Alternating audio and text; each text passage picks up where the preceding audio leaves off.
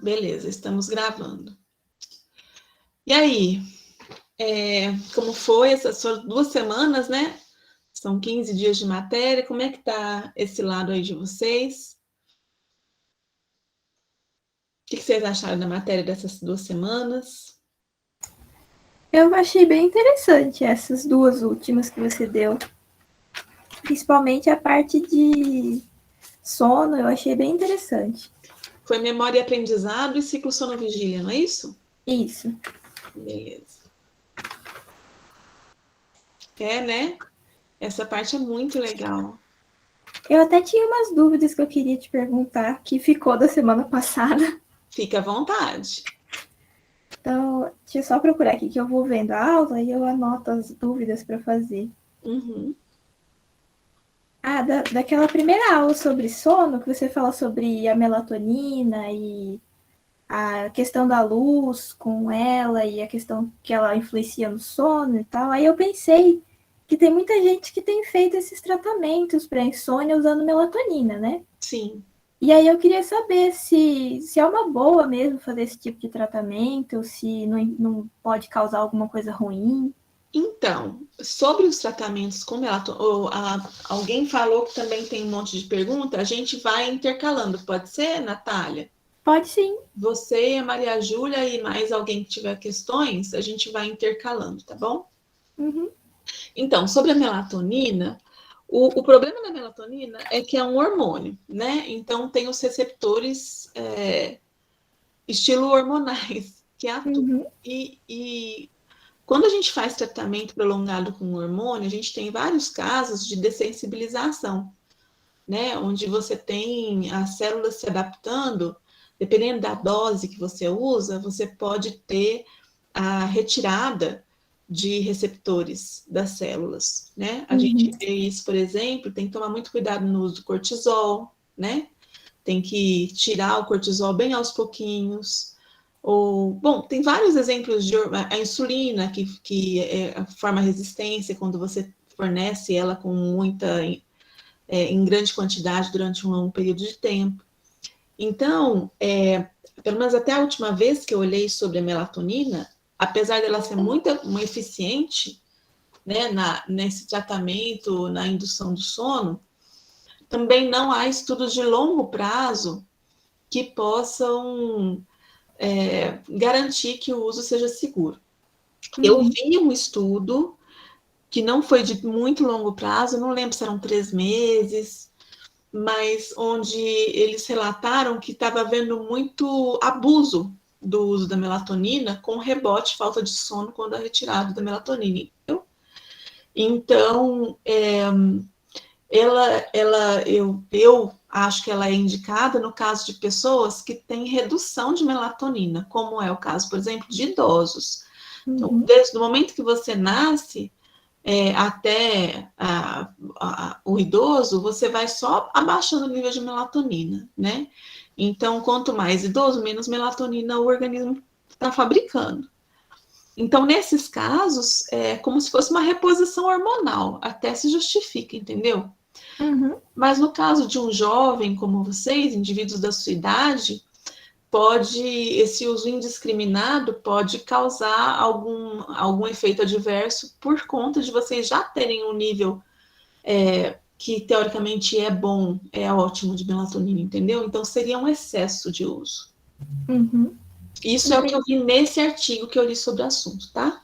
Uhum. Entendi.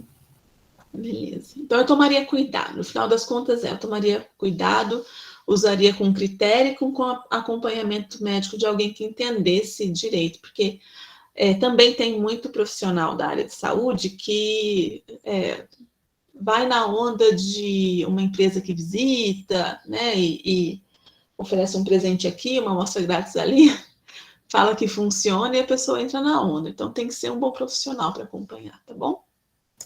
Entendi, é verdade mesmo. Vamos intercalar, então. Quem é a outra pessoa? Maria Júlia, que estava com dúvida também? Isso. Pode falar uma dúvida sua, Maria Júlia. Então, Cris, eu queria te perguntar assim, eu fiquei um pouquinho assim, meio, não confusa, mas fiquei com um pouco de dúvida ainda na questão da diferença do sono não REM para o sono REM. E aí, tipo, uma coisa que eu queria perguntar especificamente, porque assim, no vídeo você fala que o sono não REM é quando a pessoa tá entrando, tipo, pegando no sono, né? Não necessariamente. O sono não REM, ele, quando a pessoa pega, ela entra no sono, ela tem sono não REM, mas ele se aprofunda e aquele sono de ondas lentas é o sono não REM. Tá.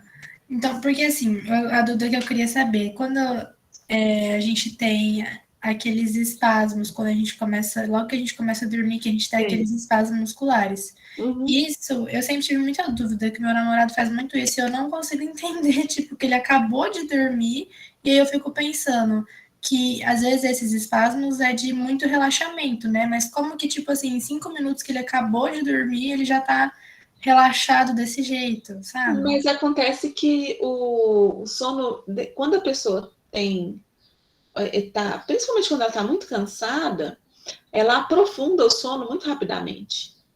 Então, lembra que tem NR1, NR2, Uhum. NR3? Sim. Então, você lembra que você tem intercalado, vem uma onda de não REM, aí vem um REM, aí vem outra onda de não REM e um REM, e a noite passa assim, né? Então, Sim. principalmente as 2 ou 3 primeiras ondas, digamos, eu vou falar, usar o termo ondas, tirar a licença para usar o termo ondas aqui, porque a gente não quer que vocês confundam com as ondas de EEG, mas as primeiras levas de sono não REM, as 2 com certeza, a terceira talvez, são as que se aprofundam mais e às vezes quando a pessoa está cansada, ela aprofunda muito rápido. Uhum. Então é questão de minutos mesmo para ela, ou até segundos, para ela ir do sono lento para o sono profundo, entendeu? Entendi. Ah, eu achei que fosse uma coisa tipo assim, de mais de hora, tipo, de intercalando durante horas, assim. Então, um ciclo inteiro, deixa eu lembrar,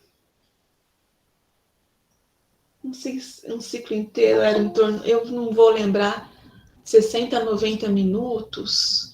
Eu não lembro, eu tenho que rever isso, tá? Eu preciso dar uma buscada. Um ciclo inteiro dura no mínimo uma boa fração de 1 hora, tá? Uhum. O sono não REM com o REM deve durar até 1 hora e 20, talvez, né? Então, dura muito tempo, sim. Só que, de novo, para aprofundar, para ir do NR1 para o NR3, principalmente se a pessoa está cansada, é questão de poucos minutos, Entendi. tá? Tá bom. Obrigada, Cris. Show. Alguém mais tem dúvida ou a gente volta para a Natália? Então vamos lá, Natália. Então tá bom. Deixa eu pegar aqui. A minha outra dúvida já é na outra aula de sono, que você falou das aminas. Uhum. Lá você fala sobre a histamina, né? Que inclusive ela faz parte também da resposta imune, quando a gente tem uma crise alérgica e tal. E aí eu fiquei pensando, se quando a gente toma um antialérgico, nem todos fazem isso, mas alguns causam sono. Sim, É por causa desse fato de que a histamina está envolvida nos dois lugares? sim. Então, o que acontece? O antialérgico, o antihistamínico, né? Ele vai agir antagonizando o efeito da histamina, que é um efeito de alerta. Então, quando você tem o antihistamínico, que é o antialérgico no seu sistema, no seu organismo, ele vai te tirar o nível de alerta, vai reduzir seu nível de alerta. Muitas vezes a gente fica sonolento por isso. Mas por que alguns antihistamínicos induzem sono e outros não? É porque os antihistamínicos mais modernos, eles foram modificados farmacologicamente, tá? De forma que eles não atravessam a barreira hematoencefálica. Então, eles não cruzam da corrente sanguínea para o sistema nervoso central e por isso não causam sono. Os mais antigos, que cruzam a barreira hematoencefálica, eles vão fazer esse efeito antihistamínico no sistema nervoso central e por isso que você causa sonolência, entendeu? Entendi. É interessante, a gente falou sobre barreira hematoencefálica lá no comecinho, né, do curso, mas a gente vê que são conceitos que ficam permeando, que voltam. Então, esse lance da barreira hematoencefálica no controle Na verdade, eu acho interessante que a barreira hematoencefálica, ela pode ser usada como uma ferramenta para que você restrinja a circulação de um dado medicamento, de um dado fármaco, só para a parte periférica do seu organismo, não tendo acesso ao sistema nervoso central. Por outro lado, ela pode causar problema quando você quer que seu medicamento tenha acesso ao sistema nervoso central e ele não atravessa. Né? Então, tem os dois lados da moeda aí. Maria Júlia. Ô, gente, para deixar claro, então, não sei se todo mundo pegou, acredito que sim, mas a gente está intercalando Natália e Maria Júlia, que chegaram falando que tinham várias dúvidas. E se alguém mais tiver dúvida, por favor, vamos entrar na fila da intercalação. Tá bom? Ô, Cris, a minha próxima dúvida é sobre uma questão da prova de sono. Eu posso apresentar? Pode, claro.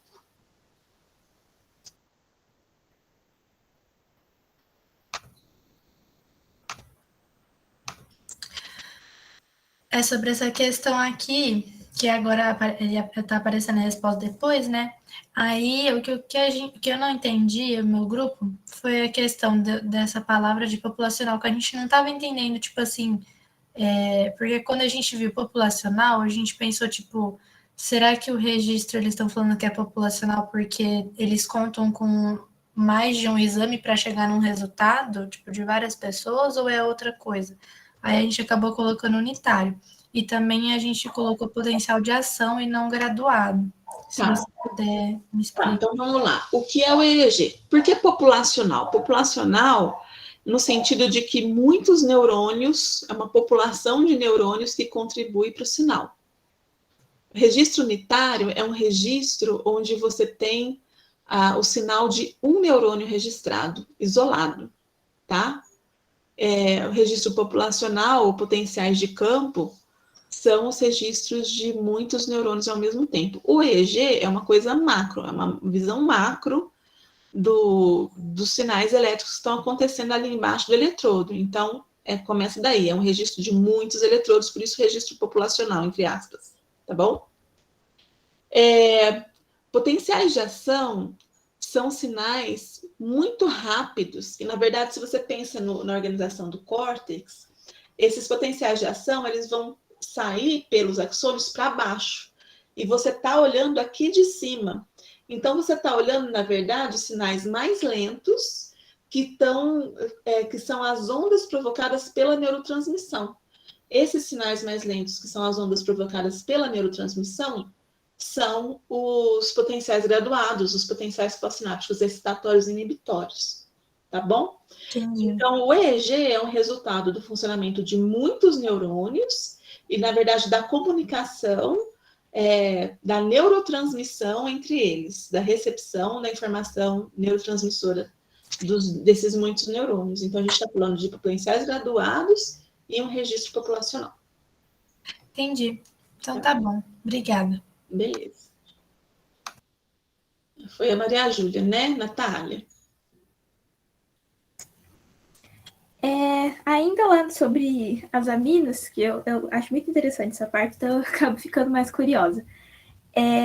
Sobre a serotonina, que você falou que ela está envolvida nessa questão do cuidado, né, que a pessoa tem. E aí eu fiquei pensando, num quadro, quando a pessoa tem depressão, ela tem essa desregulação da serotonina, né? Uhum. E aí é por isso, então, que a pessoa que tem depressão acaba perdendo um pouco o cuidado consigo mesmo e ficando naquele estado? É por conta dessa desregulação da serotonina? É assim, o estado depressivo, essas alterações de humor, essas doenças psiquiátricas, todas envolvem mais do que uma amina, tá? Então, geralmente, a serotonina é só uma parte do problema. A acetilcolina também pode estar envolvida. a noradrenalina. Então, assim, eu não partiria do princípio que realmente é a serotonina culpada dessas coisas. Ela é muito importante, foi mostrado, né, que o receptor 5-HT, ele é essencial, na verdade, no controle do humor e na regulação. Tanto que a gente tem antagonistas da recaptação de serotonina, que são classicamente usados para tratamento da depressão, mas eu não tenho, como eu não tenho expertise na área específica, eu não me daria ao luxo de afirmar para você que sim, é a serotonina que está envolvida nisso diretamente apenas, tá bom? Entendi. Com certeza ela está envolvida, mas como é muito complexo e depende de vários neuromoduladores, eu não afirmaria isso para você. Entendi. Tá bom? Maria Júlia? A Maria Clara quer fazer uma questão, vou passar para ela. Depois a gente volta para você, tá, Maria Júlia? Pode falar. Boa tarde. Oi, professora, eu tenho 2 perguntas. Uma é uma questão também de sono e vigília, do meu grupo. E a outra é uma curiosidade mesmo. Que você falou da estamina e se relacionou ela com a fome, né? Mas qual é a relação? Eu não entendi muito bem. Porque, assim, quando eu estou muito alérgica, em crise, eu fico com uma fome absurda. Absurda mesmo, até assustador. Normalmente as pessoas ficam sem fome. Eu fico com muita fome. E quando eu tomo o antialérgico, essa fome reduz. Como que é essa relação da estamina com a fome? Então, Maria Clara, de novo, vocês vão entrando, a parte das aminas biogênicas, ela é muito complexa e ela envolve várias linhas de pesquisa, nenhuma das quais são as que eu faço. Então, é difícil para eu te responder especificamente a função da estamina na circuitaria tal. Eu não tenho conhecimento profundo para isso. Então, isso é uma coisa que a gente teria que buscar um texto e estudar sobre o assunto, assim como a questão que a Natália fez, ou a Maria Juliana, não sei mais. Acho que tá, entendi. Tá? Então, uma das intenções desse curso é que você já tenha, nesse ponto, uma compreensão clara o suficiente do que são as aminas biogênicas, do modo de ação delas, para você poder pegar um texto específico sobre esse assunto e compreender a explicação, tá? Mas eu, honestamente, não tenho isso em mente, não. Entendi, vou pesquisar sobre isso, então, depois. Se eu achar alguma coisa, eu falo. Aí tem uma questão. Só um minutinho. Tem uma aula muito interessante, se você me lembrar, depois eu posso buscar, é de um professor da USP, onde ele está falando de regulação da fome e da saciedade. É muito, muito boa. É uma aula do curso de graduação que ele dá, bem profunda, bem interessante. Então, se você tiver interesse, e se eu não me engano, ele fala sobre a estamina, se ele fala sobre os circuitos específicos lá no hipotalâmicos, de repente, essa é uma boa aula para você começar. Aí, se você me lembrar, por favor, depois, eu vou buscar no YouTube e mando o link para todo mundo no curso. Eu lembro, sim, vou lembrar, pode deixar. Agora, Maria Clara, nós estamos revezando. Então, agora eu seguro um pouquinho, vou Maria Júlia, depois Natália, depois volto para você, se não tiver mais ninguém para entrar na fila, tá bom? Vai lá, Maria Júlia, pode falar. Cris, as minhas próximas dúvidas são já da outra aula. Se você quiser deixar ela falar, porque ainda está no assunto sono, por mim não tem problema. Não, a gente está revezando os 2 assuntos, pode falar. Peraí, Ou não, a gente fecha assunto sono só, né? Vamos lá. Eu acho que pode ser. Natália, você tem mais aula assunto sono e aminas? Só uma, que é a última. Tá. Que a gente falou, né? Você falou no vídeo sobre por que é importante a gente não ter esses movimentos enquanto tá dormindo e tal. E no meu caso, eu não faço nenhum movimento, mas eu falo dormindo. Eu falo, dou risada, é até um pouco assustador dormir perto de mim.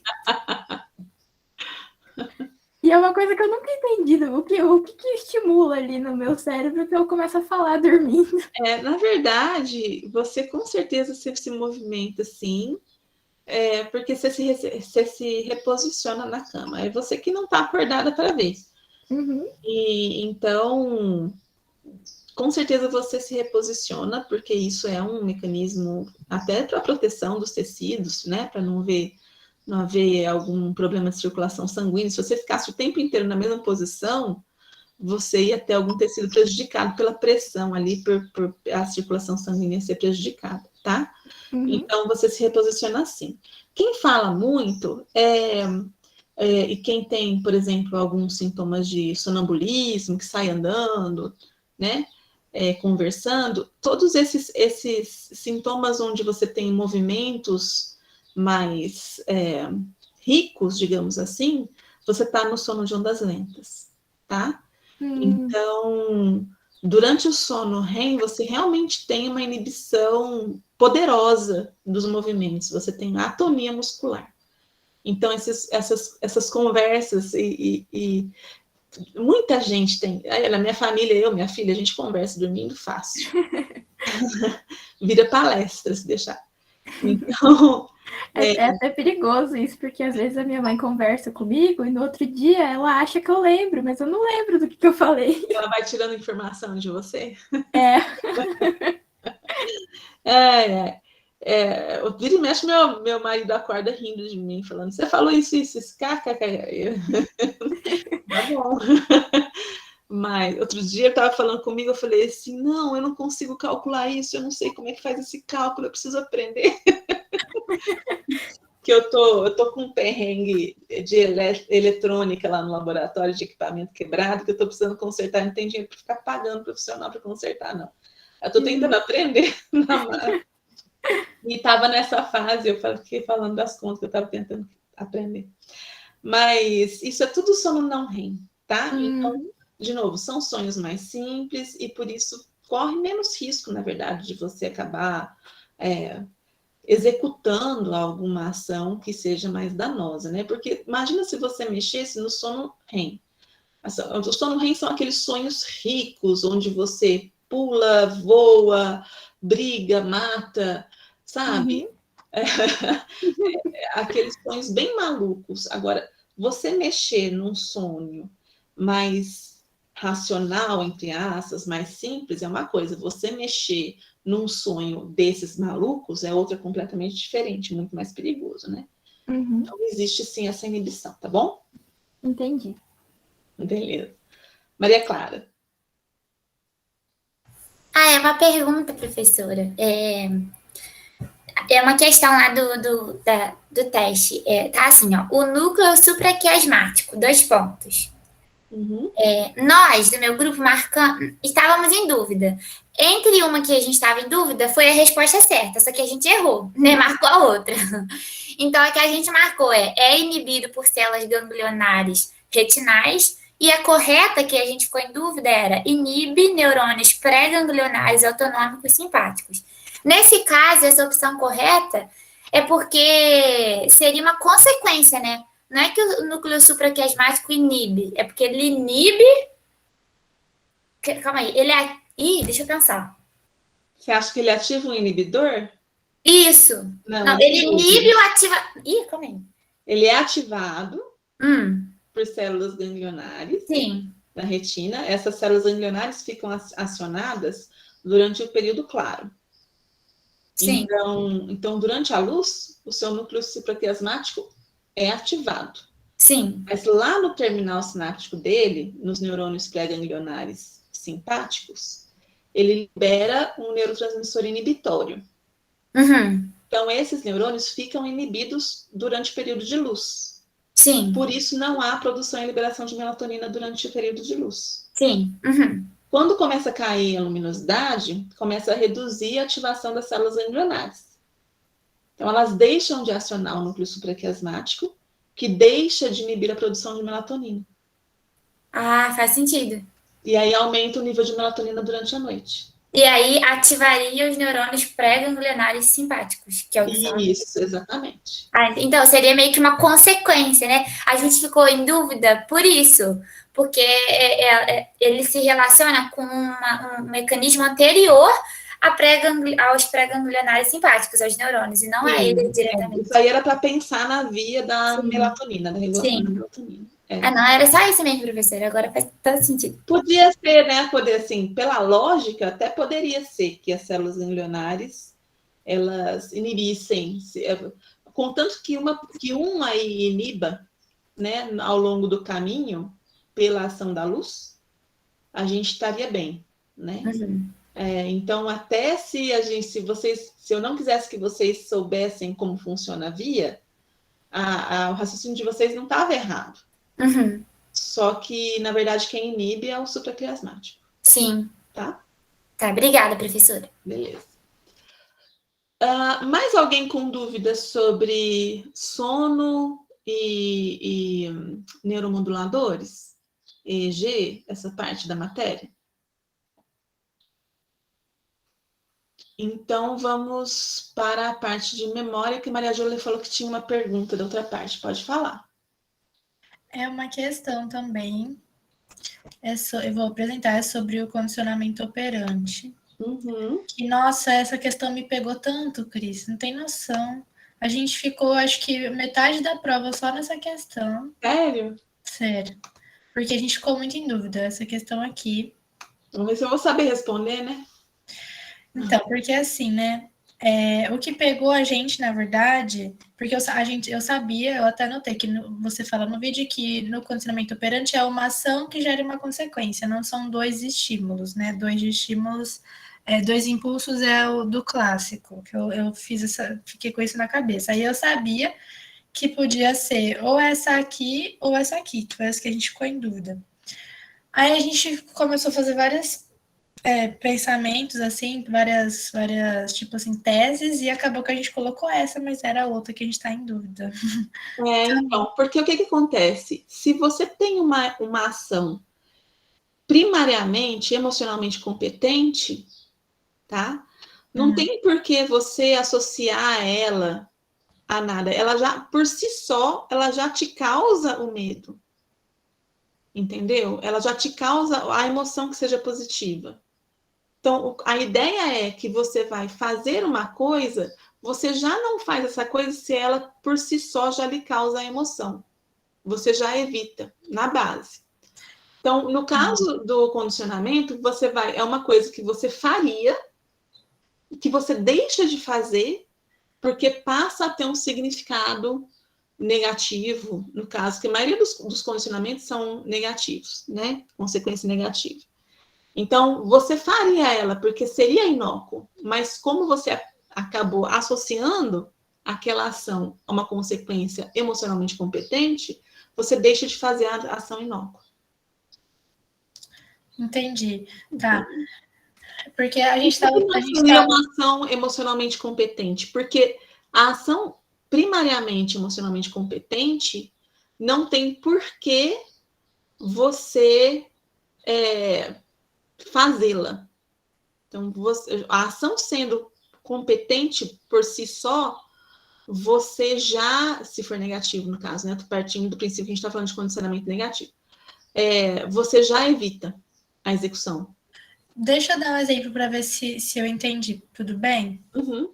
No vídeo você fala sobre o negócio da aranha na uva.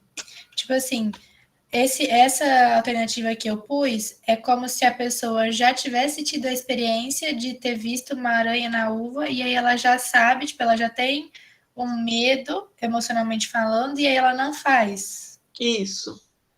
E aí Porque, assim, a ideia... Eu odeio esse exemplo da uva que ficou no vídeo, eu preciso até refazer esse vídeo por conta dessa porcaria desse exemplo, que eu quis sair do padrão e eu acabou não ficando muito legal. Mas a ideia é que pegar a uva deveria ser inócuo. Sim. Entendeu? Então, é uma ação inócua que a pessoa acabou relacionando com uma consequência emocionalmente competente. Agora clareou, entendi. Entendeu? Não, porque a gente ficou um pouco confusa. E aí a gente falou, não, vamos na outra, não, vamos nessa, e aí acabou, tipo, mas agora eu entendi. Agora, existe o processo contrário, tanto que é um processo até de tratamento psicológico, mas aí você faz a desassociação. Então, digamos que você tem uma ação emocionalmente que seria inócua, mas que ela está competente porque você já fez o condicionamento, você já condicionou. Uhum. Então, o que os psicólogos fazem é fazer com que a pessoa se exponha àquilo que causa medo a ela repetidamente, de forma que ela perceba que não necessariamente aquela ação está relacionada com a consequência. Entendeu? É o processo contrário. Eu entendi. Eu vi um exemplo no Google falando sobre ratinhos de laboratório, que a pessoa, tipo, põe o ratinho lá, e se ele aperta um botão azul, ele ganha uma comidinha, mas se ele aperta o botão vermelho, ele leva um choque. Sim. E aí as pessoas põem ele para repetir isso até ele, tipo assim, não apertar o botão vermelho, porque ele sabe que ele vai levar o choque. E aí ele aperta só o azul. Uhum. É bem isso, né? Bem isso. É porque quando eu li esse exemplo, quando a gente estava tentando fazer, eu fiquei meio confusa, mas agora que você explicou, eu consegui consegui entender a relação. Obrigada, Cris. Beleza. O que mais, gente? Mais questões da parte de memória e aprendizado? Eu acho memória e aprendizado muito legal, porque é muito aplicável, né? No nosso dia a dia. Acho bem interessante. Som também, né? As duas são duas questões muito interessantes para a nossa pra aplicabilidade do dia a dia nosso, né? Professora, em relação ao Prime, ele facilitaria o aprendizado? Eu não consegui entender muito bem. Porque não, o Prime ele não facilita nem dificulta, ele faz uma predisposição. Mas a predisposição ela pode ser tanto certa como errada, digamos assim. Então, o priming ele é simplesmente ele coloca a sua mente de um modo a favorecer uma ideia. Entendi. Então, priming é o exemplo do outdoor, né? Você passa por um outdoor mostrando um sanduíche lindo, alguns minutos antes de na estrada ter aquela lanchonete que serve aquele sanduíche. Quando você passa perto da lanchonete, você pensa, nossa, estou com fome. E não estava, é só porque você viu um sanduíche antes e você nem percebeu que viu, entendeu? Mas seria sempre uma informação... Opa, pode falar. No exemplo da aula, é uma informação errada. Então, Sim. Isso aí a gente tem que até ficar muito esperto, porque acontece muito, não sei se com vocês acontece bastante, mas pode acontecer no curso de graduação, por exemplo, você está assistindo uma aula do professor. E aí, depois você vai fazer um exercício, ou vai resolver uma prova, você fala, não, é essa informação, com certeza, porque eu lembro do professor falando isso. O professor nem falou aquilo, mas você fez um priming e ficou com uma memória errada do assunto, entendeu? Sim. Você cita até em relação a inconsciente, né? Que você meio que capta aquilo de forma inconsciente. Mas dá para fazer um priming consciente? Não, para mim. Por exemplo, aquela sensação de que você, eu dei uma olhada rápida na matéria e depois eu estudei de forma mais profunda. Isso não seria um priming? Conscientemente, não. Uhum. Priming, não, você pode até te fazer um priming, mas você não controlaria isso de forma consciente. Sim. Você pode tentar induzir seu sistema nervoso a sofrer um priming, se é o caso. Entendeu? Sim, entendi. Uhum. Mas não de forma consciente. Ele, por princípio, ele é uma memória não declarativa, então passa a ser mais subconsciente. Entendi, professora. Obrigada. Tá? Beleza. O que mais, pessoas? Se ninguém mais tiver dúvida, eu tenho. A Natália levantou a mão. Deixa eu... Vocês duas vieram bem hoje, gostei, viu? É que era muito interessante essas duas últimas aulas que teve, eu gostei bastante. Que bom. Pode falar, Natália, depois fala a Maria Júlia. Vamos lá. Eu vou sair um pouquinho dessa parte da parte do aprendizado, eu vou lá para o esquecimento e amnésia, que eu achei interessante também a parte do... Você falou um pouquinho do Alzheimer, né? Uhum. E aí até uma coisa que eu acho que acaba que quase todo mundo já conheceu alguém que teve Alzheimer. No meu caso, eu tive 2 avós. Uhum. E aí, só que no meu caso, por exemplo, nenhuma das duas é diagnosticada com Alzheimer. Então é uma demência, mas não necessariamente pode ser Alzheimer, porque tem vários tipos de demência. Uhum. Uma, ela tinha isquemia. Uhum. E eu lembro que, assim, no início era aquela coisa mesmo que você relata, que são pequenos esquecimentos que vão acontecendo aos pouquinhos e vai progredindo, né? Uhum. E eu lembro que, assim, no final, assim, nos últimos anos da minha avó, ela já não conseguia nem falar. Ela inventou uma língua na cabeça dela e ela só falava nessa língua. Deve ter afetado a área da linguagem, né? A área de Eu voz. acredito que sim. Uhum. E a minha outra avó, que essa que eu falei agora, ela não é mais viva. Mas essa minha outra avó, ela tá naquela fase de não reconhecer as pessoas, assim. Então, assim, a gente tenta tirar um pouco o humor da situação, né? Porque é triste, mas... E assim, às vezes não, tem gente que fica nervoso, fica bravo com a pessoa, né? Coitada, a pessoa não tem nada com isso. Não tem controle sobre isso. Não é interesse, né? É uma patologia. E foi exatamente assim. Eu lembro que a minha avó, assim, ela sempre foi uma pessoa muito impulsiva. Então, ela sempre teve uns comportamentos meio estranhos. Mas eu lembro que a gente começou a perceber que ela começou a ter esses esquecimentos um pouco mais frequentes depois que ela sofreu uma queda. Ela caiu na casa dela, teve que fazer uma cirurgia, porque quebrou a cabeça do fêmur. E aí ela teve que parar de costurar. Que ela era costureira. Essa parada, essa interrupção de fazer uma coisa que ela sempre fazia, parece que desencadeou toda essa progressão mais rápida dela. Sim. Então, esse tipo de coisa é muito comum a gente ouvir essas histórias, né? A gente tem que pensar que são várias coisas envolvidas. Primeiro, a gente está falando do envelhecimento do sistema nervoso. O envelhecimento do sistema nervoso, assim como o envelhecimento do corpo, você tem degeneração de vários tipos celulares, você tem uma maior susceptibilidade a processos inflamatórios. Então, por exemplo, enquanto no jovem a inflamação ela vem num pico e já cede, e isso tem é muito relevante para a manutenção da saúde, então é boa entre aspas, essa inflamação em pico, que cede logo, ela é boa para o sistema imune atuar. No idoso, ela vem e ela é difícil de retornar, entendeu? Demora mais tempo, então fica mais tempo suscetível a fatores inflamatórios, as células já são mais sensíveis, a circulação sanguínea não está alimentando os neurônios tão bem, e aí você tira, numa ocasião dessas, você coloca medicamentos que têm um efeito um pouco diferenciado, você prejudica a circulação, você aumenta a inflamação e você ainda tira o que mantinha esse sistema nervoso ativo, porque a pessoa não consegue nem se mexer direito. Então, vem tudo de uma vez, né? Então, eu acredito, de novo, é uma coisa que eu nunca li um trabalho específico sobre isso, mas fazendo aqui uma avaliação informada, né? Eu acredito que seja por conta dessa combinação de tantos fatores que são prejudiciais ao sistema nervoso, que esse processo aí ele se torna um processo mais claro e acaba desencadeando os primeiros sintomas mais importantes.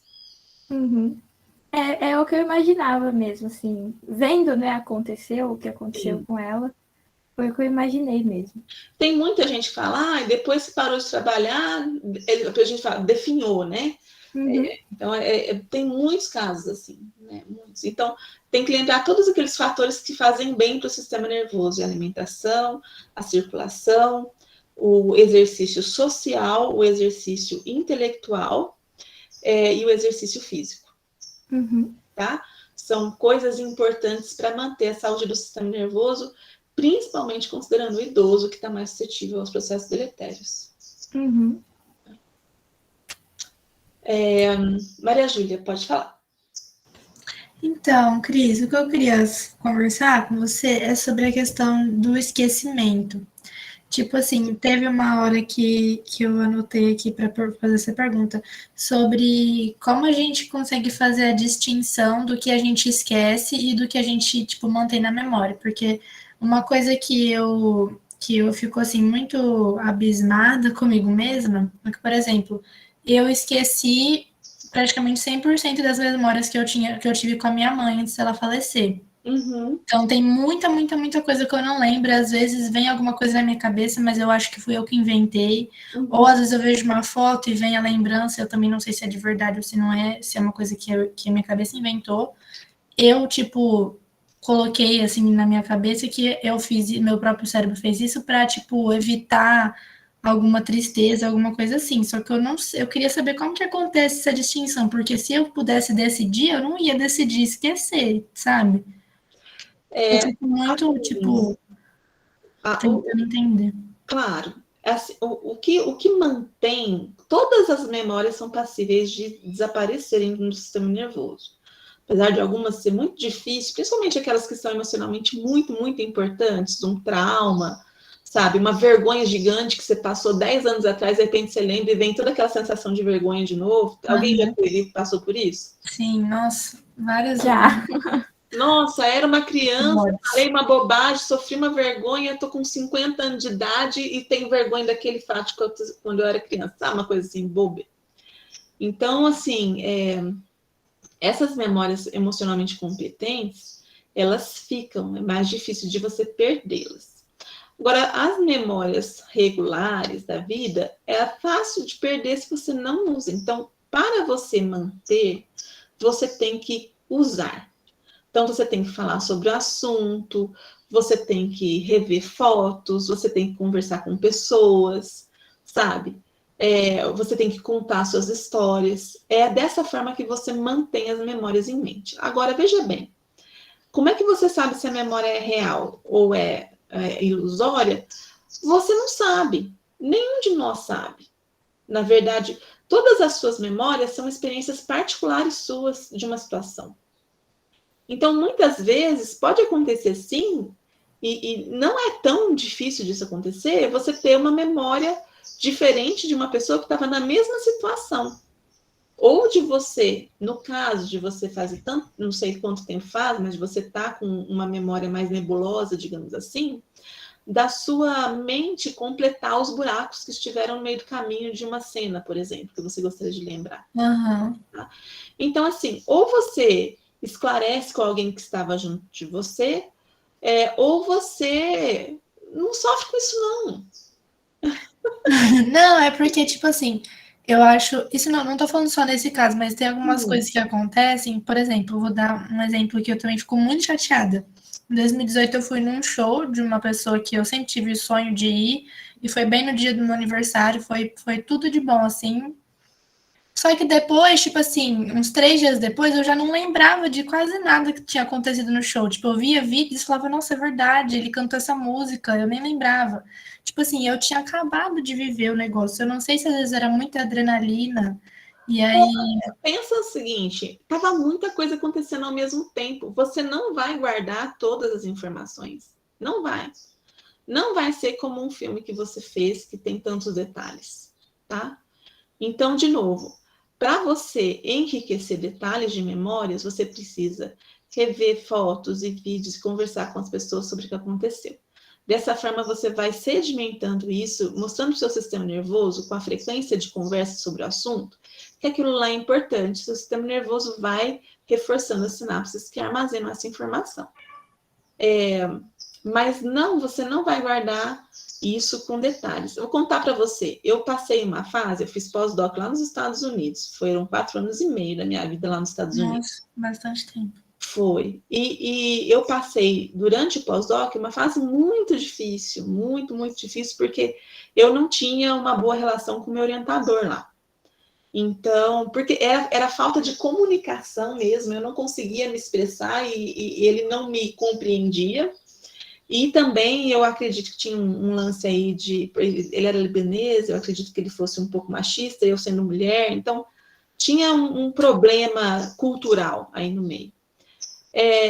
Foi uma fase tão estressante, meu marido estava lá comigo, que às vezes ele conta coisas, eu falo assim, sério, isso aconteceu? Eu não lembro. Branco absoluto, sabe?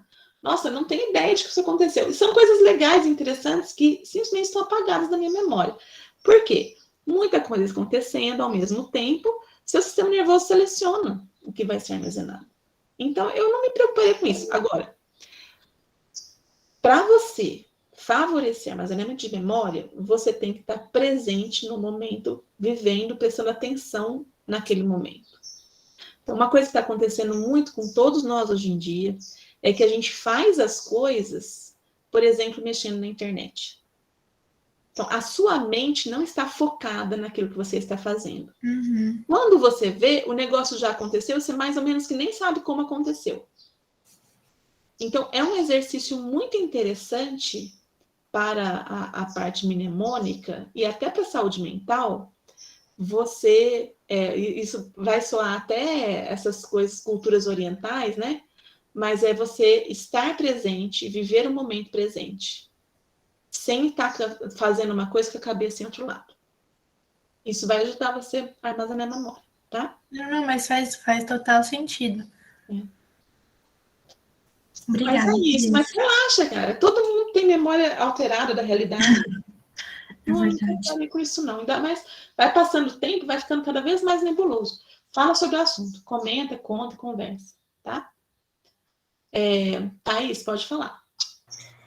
Em relação a isso que vocês estão falando, você acredita, então, que os nossos sentimentos e as emoções que a gente sente naquele momento, por exemplo, quando é vergonha, quando é um trauma, quando é raiva, a gente tem algum mecanismo no nosso cérebro que faz a gente esquecer essa memória mais rapidamente? E a gente não conseguir acessar ela? Qual a sua fala, Thaís? Você repete, por favor? Porque acho que eu perdi uma palavra-chave aí no meio. Então, como aquilo ali foi traumático, ou foi uma emoção ruim, uma emoção de raiva, o nosso sistema nervoso, ele consegue detectar isso e excluir aquela memória para a gente não conseguir lembrar dela? Consegue. Depende do nível do estresse, do nível da emoção, tá? Então, por isso que o professor gosta de prova. Por quê? A prova tem a intenção de botar um pouco de estresse no estudo. Porque o estresse é essencial para você também botar as coisas melhor na memória. Então, um pouco de estresse é saudável e importante para o aprendizado. Estresse demais, amnésia. Tá? Então, sim, existe a detecção, existe a interferência das emoções, dos circuitos que controlam as emoções, nos circuitos que armazenam memória. E dependendo do nível da emoção, do tipo de emoção, você vai ter favorecimento de armazenamento ou favorecimento de esquecimento. Tá? Tá bom, entendi. Obrigada. Agora, os mecanismos moleculares, de novo, entra numa área que não é minha expertise, eu não vou saber explicar para vocês, teria que estudar para conversar sobre isso, tá bom? E aí, gente, essas coisas todas que eu falo, teria que estudar, eu posso estudar. Só vocês me procurarem à parte, a gente conversar mais sobre o assunto e escolher texto, esse tipo de coisa, tá? Posso falar uma coisa que não tem nada a ver agora? Não sei se alguém tem alguma coisa para comentar. O que Maria Júlia estava falando sobre criar memória, assim, esquecer. Depois que eu vim aqui para Divinópolis, aqui não tem muito espelho na minha casa. Na minha casa, lá onde eu morava, tinha espelho no banheiro, aqui não tem, né? Porque o proprietário não colocou. Então, eu fiquei muito tempo sem ver o meu rosto todos os dias, sabe? Muito tempo. E eu viajei esse feriado para Belo Horizonte, para uma casa que tinha espelho. Quando eu me vi, eu tinha esquecido que eu era eu juro. Eu me reconheci de novo. Você se estranhou? Sim, eu falei, ué, sou eu. E aconteceu comigo aqui também. E teve um dia que eu fiquei um dia inteiro para lembrar quantos anos eu tinha. Porque eu tinha certeza que eu não tinha a idade que eu tinha, porque eu não lembrava do aniversário. E isso tem acontecido muito comigo aqui. Gente, essas coisas de memória são fantásticas. Professora, eu tive que ligar para minha mãe para saber dela como que foi o meu aniversário de 19 anos, porque eu não lembrava, eu não acreditava que eu tinha 19 anos. Aqui, vou aproveitar o tema memória e vou sugerir de novo, vou ver até se eu acho o link, que vocês assistam a palestra sobre aprendizado e memória para o estudante universitário que eu dei. Quem não assistiu, porque agora vocês vão relacionar tudo que eu falar com a aula que vocês viram. Então, de repente, vai fazer até um pouco mais de sentido, tá bom? Então, quem tiver interesse especial por memória, vale a pena dar uma olhada naquela palestra. Mas é isso mesmo. A gente não... Assim, por exemplo, eu tenho na minha memória uma figura que não sou eu mais, assim. Eu me sinto uma pessoa e eu aparento ser outra pessoa, porque eu envelheci, eu engordei pra caramba. Então, às vezes eu olho uma foto assim, nossa, sou eu? Né? Porque eu não me reconheço naquela pessoa que está na foto. E aqui em casa tem muito pouco espelho, então, honestamente, talvez esse seja o problema, não sei. Mas, de novo, tudo o que você não exercita, você pode perder. Até a memória do seu rosto, talvez. Né? Agora, todo dia eu vou fazer um esforço de orar fixamente durante 5 Quem minutos. sou eu? Vou explorar cada espinha, cada pinta no meu rosto. Ai, link no portal? Não tem, Thaís. Eu vou tentar lembrar de botar lá. Eu vou ter que colocar essa aula, como eu faço toda semana, né? De colocar a aula síncrona. E eu vou tentar lembrar. E se eu não lembrar, vocês podem me lembrar, por favor, pelo portal, de colocar o link para a palestra, tá bom?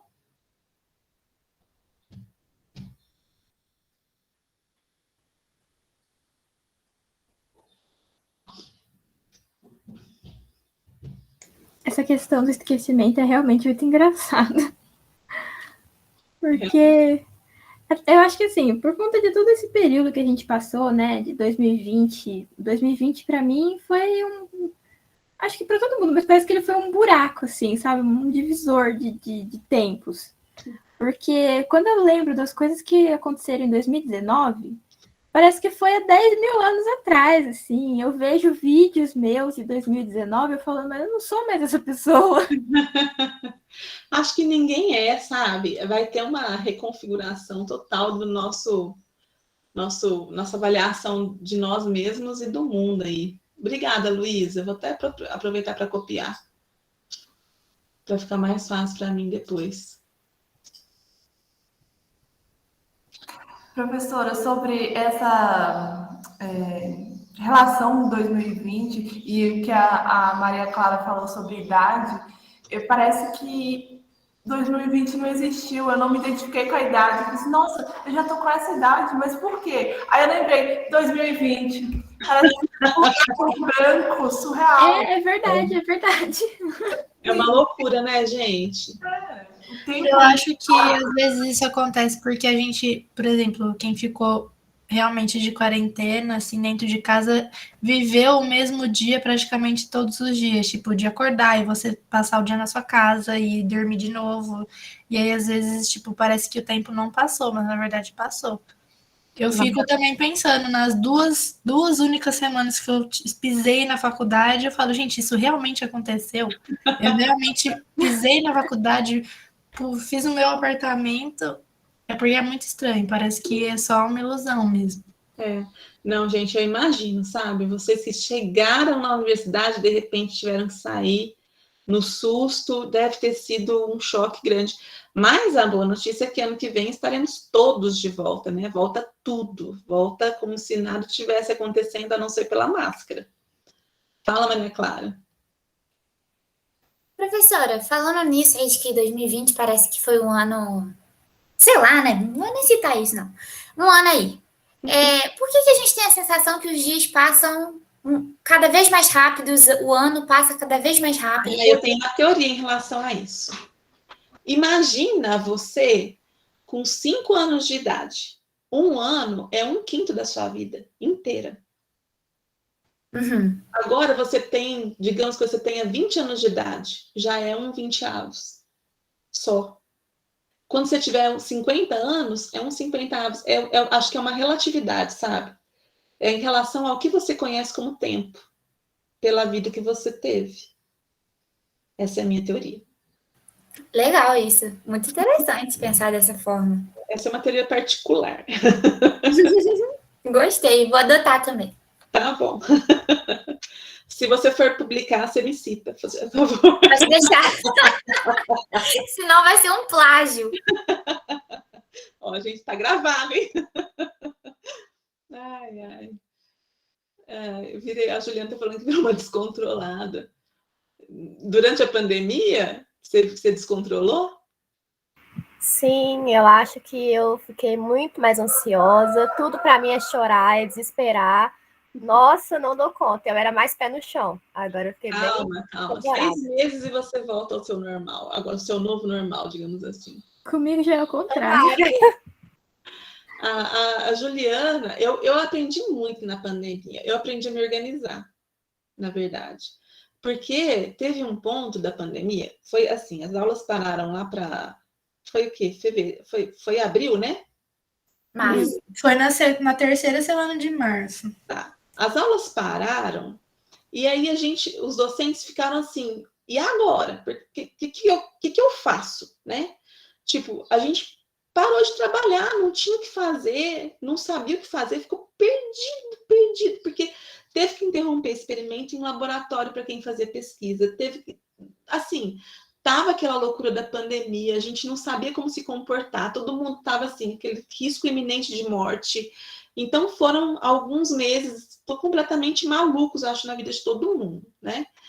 Mas aí deu junho, eu vi que as coisas tinham que voltar, né? E aí eu falei, gente, chamei o Dante e a Valéria, que é o meu grupo de trabalho da fisiologia mais próximo, que a gente tem que se preparar, porque quando esse negócio voltar, a gente vai ficar perdido de novo. Então, eu chamei os dois, e os dois na hora, acho que estavam com a mesma sensação que eu, pegaram para a gente começar a preparar a aula, estudar. Então, foi junho e julho, e agosto, acho que a gente voltou em setembro, a gente estudou muito, a gente preparou muito material, gravou um monte de aula, fez assim, eu fiz, para vocês terem uma ideia, todas as minhas aulas, e algumas delas dá para perceber isso, bem percebido, eu escrevi roteiro de todas elas. Então, assim, eu tenho todo esse texto digitado. Então, foi uma trabalheira gigantesca. E aí, por quê? Porque quando fossem começar as aulas, a gente ia ter que adotar um estilo de ensino diferente, entendeu? Então, imagina que se eu tivesse que gravar a aula ao mesmo tempo que eu me preocupasse em como dar uma prova para os alunos, em como... Então, assim, eu sabia que ia ser muita coisa. Por conta desse acúmulo de coisas, eu tive que aprender a me organizar muito, muito. Então, assim, eu fiz um aprendizado de organização que foi coisa que nunca aconteceu na minha vida em 2019, né? Quando começou o problema da pandemia. E aí eu venho adotando essa organização até hoje. Funcionou muito bem. Acho que eu não vou deixar de adotar mais, não. Mas acho que muita gente se encontrou nesse sentido, sabe? Aprendeu a se regular mais, né? Aluno, imagino, muita coisa foi para vocês, parou de depender do docente, passou a depender de vocês. Como é que foi essa experiência de vocês? Isso é verdade mesmo. Para mim, 2020 eu divido em duas partes. Existia aquela primeira parte, foi aquele desespero de quando a gente soube tudo que estava acontecendo, a faculdade parou, a gente não sabia o que ia acontecer. Isso foi até ali, mais ou menos, agosto. De agosto para frente eu virei outra pessoa. Porque muita coisa aconteceu na minha vida, tive a perda do meu pai, teve antes dele de perder, teve a doença dele. E então, parece que eu tive que tomar um chacoalhão, assim, sabe? Para perceber que tinha coisa que eu estava dando muito valor e que não tinha essa necessidade, sabe? Eu, durante a faculdade, porque eu acho que eu já sou mais velha que as meninas aqui, que eu já sou do 10º período. Mas durante a faculdade, nossa, eu dava uma importância tão grande para coisa pequena, sabe? Tipo, ai, nossa, fui mal naquela prova, pronto, meu mundo acabou. Nossa, aquele professor foi grosso comigo, pronto, meu mundo acabou. E aí, com essa coisa, assim, da pandemia, tudo que aconteceu na minha vida, parece que chacoalhou, assim, para me mostrar, tipo, olha, não funciona desse jeito, do jeito que você estava fazendo não ia dar certo. Então isso eu tive que... nome, Natália, isso chama maturidade. Exatamente. Eu ia chegar nessa parte, que eu sinto que como se, assim, saí da faculdade com 21 ali. Eu vou voltar agora com uns 30, parece. Porque aconteceu tanta coisa nesse ano que eu mudei, eu passei a ser mais organizada, passei a ser mais calma, a minha ansiedade não me consome mais. É uma coisa assim, nesse ponto eu consigo valorizar, sabe, tudo que aconteceu. Nossa, esse negócio que você falou de dar a devida importância às diferentes coisas, às vezes chega aluno desesperado num fim de semestre, chorando, eu não posso, assim, gente, calma. Aí a minha resposta é uma resposta padrão, que eu vou ter que tomar cuidado a partir dessa pandemia com ela, vou ter que repensar como é que eu falo isso para o aluno, mas é meio assim, alguém vai morrer por causa disso? São só 6 meses. Você sabe, isso assim, às vezes nem atrasa o curso 6 meses, mas assim, é nada, é tão perto do que é realmente importante na vida, que é a vida de uma pessoa que você ama, ou uma coisa que realmente vai fazer diferença. Repetir uma matéria na faculdade não é nada, não é nada. Eu tenho agora uma filosofia tipo a sua, só que eu uso em outro sentido. Eu falo assim, gente, a faculdade é pública, eu não tenho que pagar se eu repetir. Não tem que pagar, você vai ter mais maturidade. Uma matéria que você fica insistindo em passar sem ter aprendido direito, às vezes vai fazer falta lá na frente, de repente repetir é melhor mesmo. Mas as pessoas não têm essa visão. Depende da experiência de vida para adquirir maturidade, para melhorar essa visão. Olga, desculpa, você está querendo falar faz tempo, pode falar. Não, tranquilo. A senhora perguntou como foi a pandemia, a questão do estudo. Eu achei interessante que antes de começar as aulas, os dias, como eu não lembro quem falou, eram iguais. E eu fiz uma quarentena muito isolada. Eu estava na roça, fiquei 4 meses ininterruptos, sem sair de casa. Então, assim, os dias, eu não... É sério, gente, eu não tenho noção, se você perguntar em 2020, o que eu fiz em determinado mês. Porque parecia que era tudo um dia só. Aí, quando veio a faculdade, o prazo de entrega, o conteúdo a ser estudado, ele conseguiu dar ali a noção de tempo que eu tinha perdido durante a pandemia. Interessante. Foi, assim, foi uma das ótimas coisas que eu fiz em 2020. Foi começar... 2020? Olha, tá vendo? Às vezes eu também fico em dúvida. Às vezes eu falo como se fosse 2019, mas foi 2020, né? Em 2019, no segundo semestre, ali, ter feito a inscrição, mesmo sem saber o que ia acontecer, quando começou, foi uma das melhores coisas, porque eu não sei como eu ia lidar com o resto do ano parada, inércia, assim, total. É muito louco, gente. Tipo assim, é preciso de uma rotina, de você ver pessoas, ter experiências, ter prazo para entregar uma coisa. Quando você fica totalmente parada, eu fico pensando no idoso aposentado. Gente, é horrível. Mas você estava, na verdade, você estava parada isolada, né? O idoso aposentado vai arrumar o que fazer. Vai... Ou não, vai querer ficar parado mesmo, aí deve ser horrível, mas acho que a pessoa que ainda tem saúde mental e física vai arrumar o que fazer, porque não vai dar conta de ficar isolado, não. Não dá. Ou entra em depressão também, tem essa opção. Maria Júlia, quer falar? Pode falar. Eu já esqueci que eu ia falar. Mas tinha... Não, é que essa questão de como foi os estudos e tal, para mim, eu acho que deve ter sido muito diferente da maioria das pessoas que estão aqui. Eu não sei em qual período tá cada um, mas eu não tive a experiência de estudar na faculdade, né?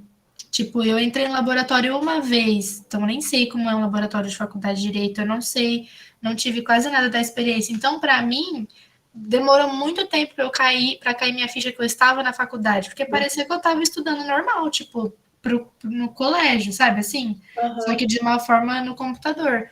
Era muito esquisito no começo, demorou de verdade. Depois, quando finalizou o primeiro semestre EAD, que eu vim me dar conta de que, tipo, eu já tinha passado um semestre, eu estava realmente na faculdade. E até hoje, às vezes, quando alguém me pergunta, eu falo, nossa, é verdade, eu tô na faculdade, mas, tipo, não tô ao mesmo tempo, sabe, assim? É muito estranho. E por muito tempo eu não sabia se eu, tipo, deixava o curso, se eu continuava o curso ou se eu trancava para esperar voltar. Eu tive essa dúvida por muito tempo. Só que daí eu consegui, tipo, amadurecer a ideia e eu sabia que se eu parasse de estudar eu ia ficar me cobrando. Então eu acabei decidindo continuar e me esforçar ao máximo, porque eu sabia que não era só eu que também estava nessa situação, né? Isso é uma coisa que tem muita gente que fica tipo, ai meu Deus, o que eu vou fazer? Mas pelo menos se você pensar que tem várias pessoas passando pela mesma coisa que você, às vezes ajuda bastante a tranquilizar. É. E hoje em dia a gente está aí esperando o ano que vem da forma mais feliz possível, né? Pelo menos eu. Alguém perguntou, vai ter uma possibilidade de disciplina extra em fevereiro, mas o semestre regular volta em março, tá? Então, se você não for fazer nenhuma optativa extra, extemporânea, eles falam, extemporânea, Ô, Cris, você volta em março. Fala. inclusive, eu não sei se tem como me falar, eu não entendi muito bem o que seria essa disciplina extemporânea, para que ela ia servir? Às vezes, por exemplo, você o curso está atrasado, aí a coordenação sugere que se faça uma disciplina condensada em um mês, ao invés dela ficar distribuída em um semestre, com, sei lá, carga horária de 2 horas por semana, você fazer as 36 horas em uma semana que tem 40 horas, entendeu? Então, Entendi. dá para fazer Tipo o que aconteceu tipo de mesmo em ajuste. 2020. Hã? Tipo o que aconteceu no início de 2020 mesmo. Que eles reduziram o semestre para 12 semanas, né? Depois foi 14, agora vai voltar a 18.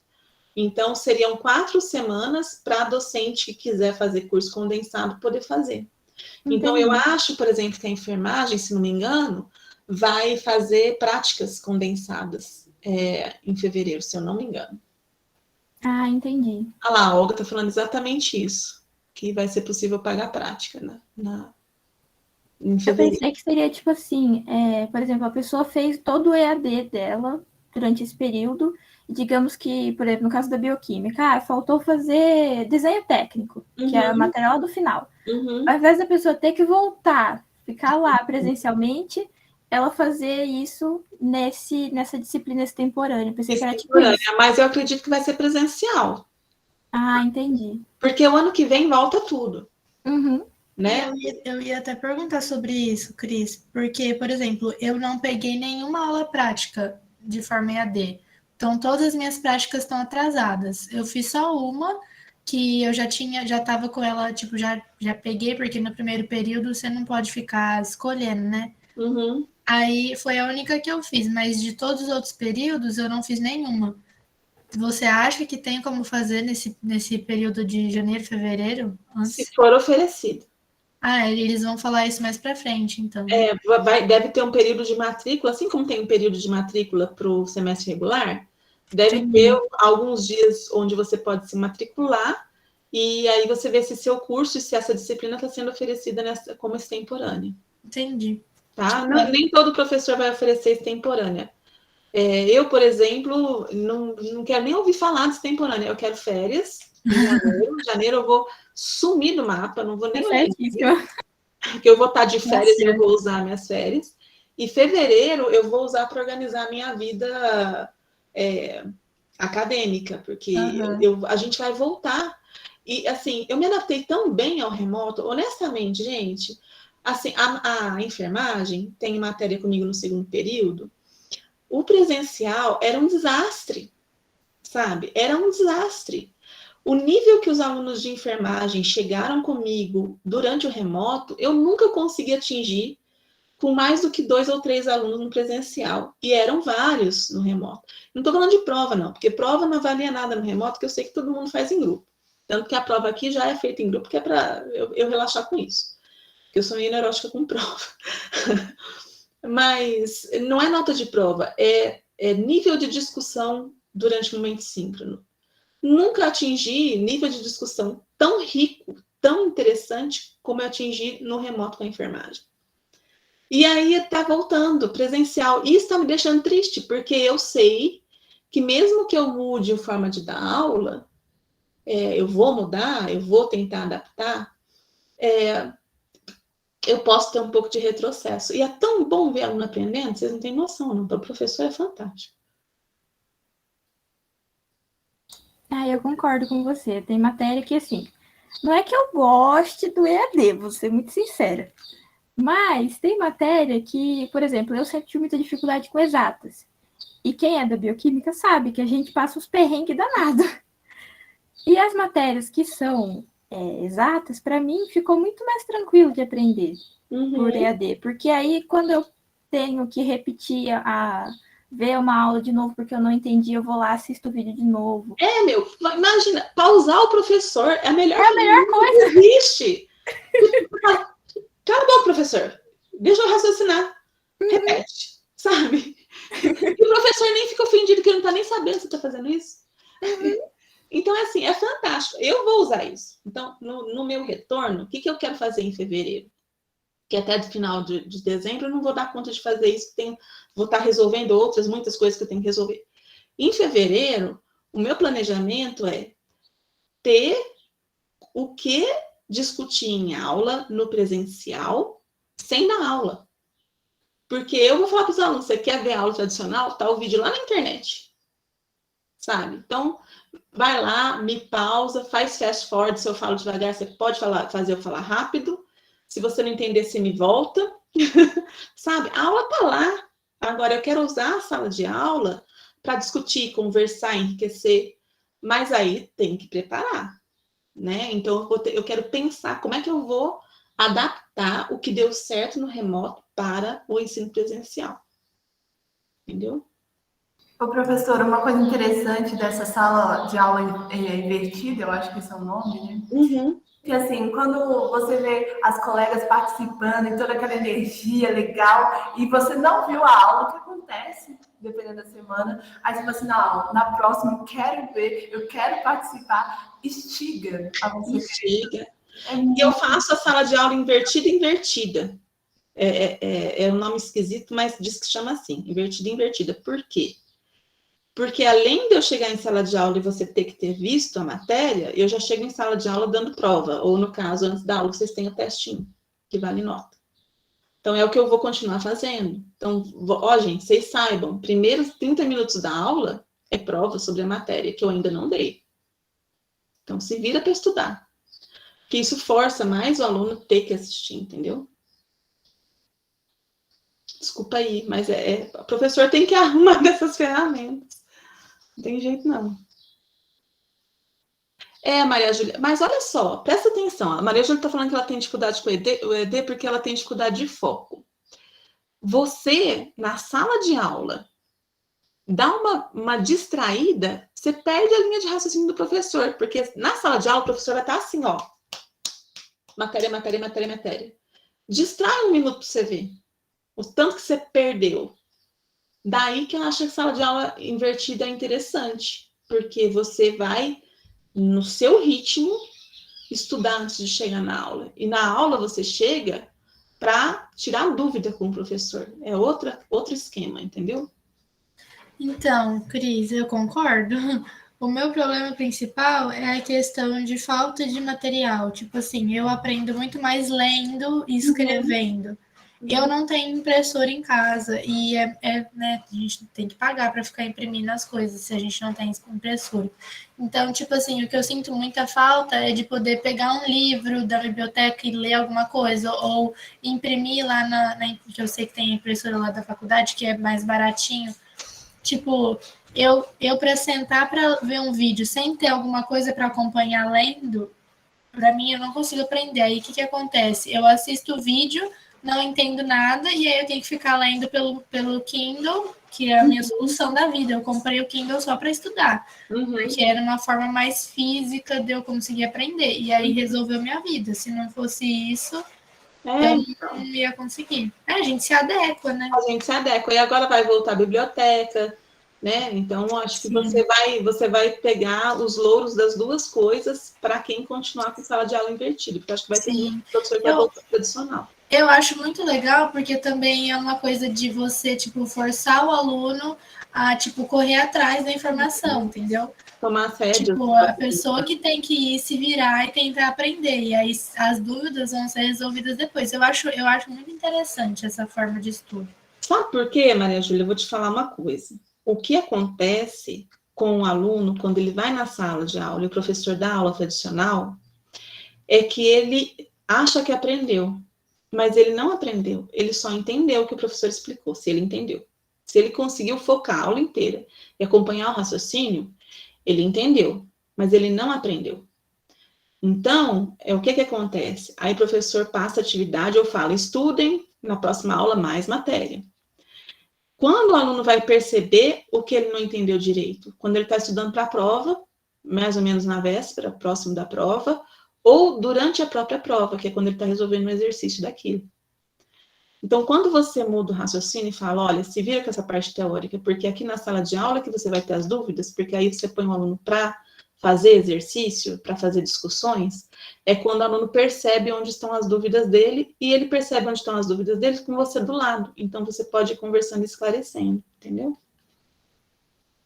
Mas eu, obviamente, gente, não vamos transformar essa aula numa defesa da sala de aula invertida. Eu sou uma entusiasta da sala de aula invertida, né? Obviamente. Então... Para mim, a maior questão é só o teste ser pré-aula. Eu já gostaria que, tipo assim, fosse pós, porque eu acho que esse momento a gente consegue tirar tanta dúvida e aprender tanto mais, e eu sou a louca da nota. Se eu preciso, tipo assim, eu preciso ver que eu realmente aprendi e meu termômetro é a nota da prova. Então, assim, ele ser pré-aula, eu fico um pouco com raiva, que eu fico assim, nossa, mas eu tô com dúvida disso, disse aquilo, eu não tenho oportunidade de falar com o professor a minha dúvida, e eu vou provavelmente Mas aí na sala de aula, com o retorno do presencial, aí muda um pouquinho de esquema, porque o que acontece é que você vai responder o teste na sala de aula com o professor do lado. Então, as dúvidas vão aparecendo no teste e a gente já vai sanando as dúvidas. Você vai fazer isso em grupo, com os colegas discutindo. Então, o esquema é um pouquinho diferente. Aí entendeu? vai ficar legal. Eu acho que fica legal.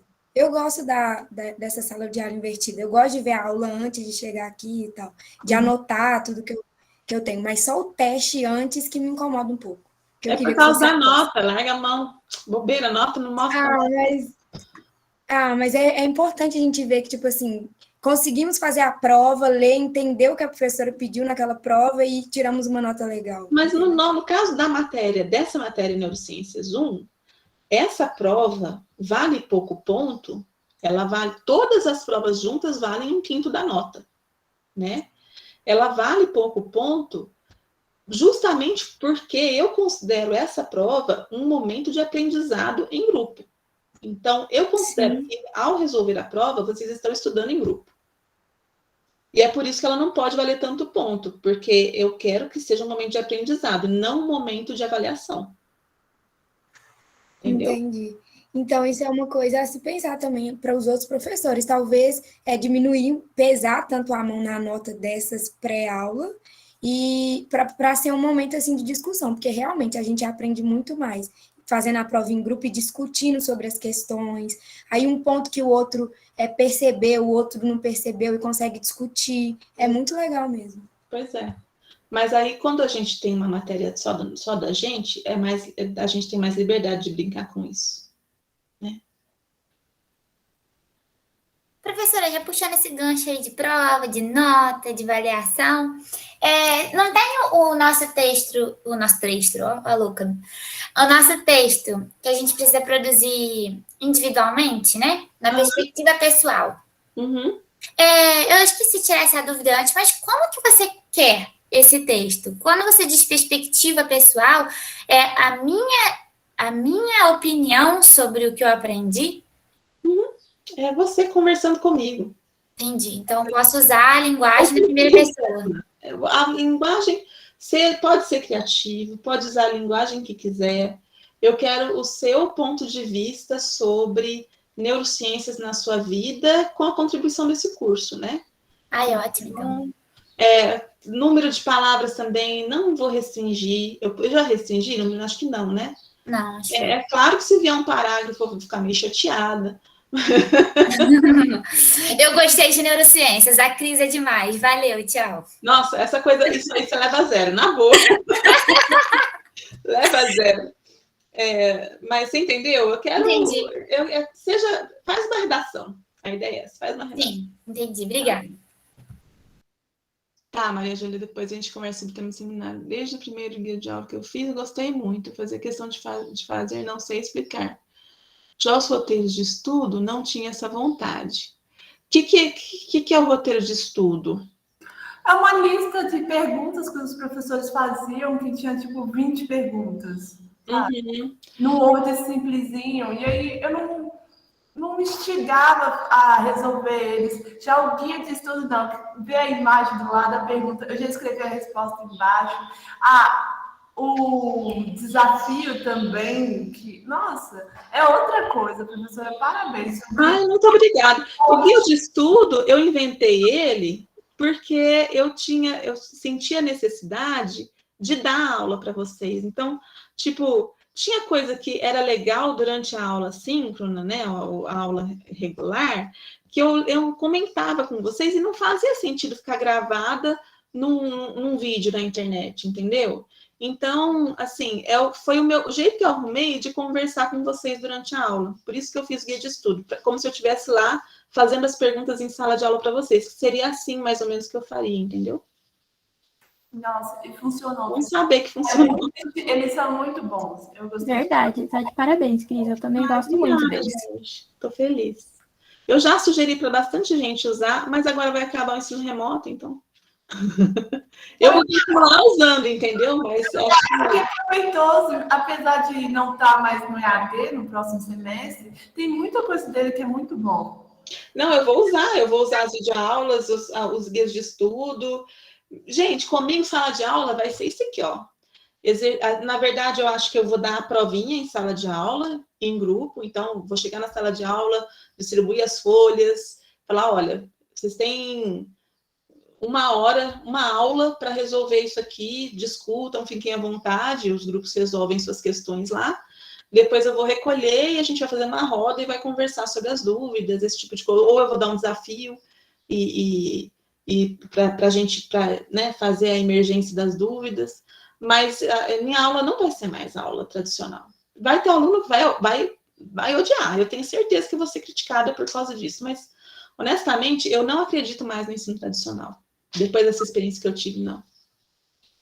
Voltar ali, tipo Sócrates, né? Voltar a questionar como eles faziam. Porque eu vejo no tradicional o professor falando, tendo a ideia que o aluno está aprendendo, e na realidade não está. Porque, assim, eu não imagino aprendendo fisiologia, as primeiras aulas, de uma forma tradicional, porque é muito diferente. É uma linguagem que você está tendo contato pela primeira vez. Sim.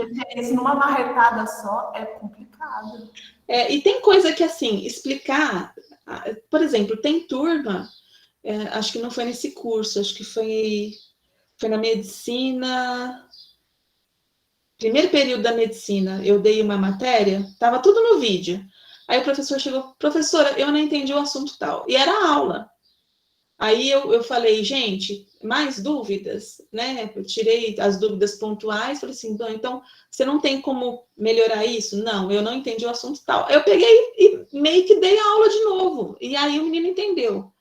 Então, eu vou poder fazer isso, eu vou ter a liberdade de falar, não, isso aqui não ficou legal, eu não consegui no vídeo, eu tô aqui, o aluno tá aqui, a gente refaz a aula direcionada para as dúvidas, entendeu?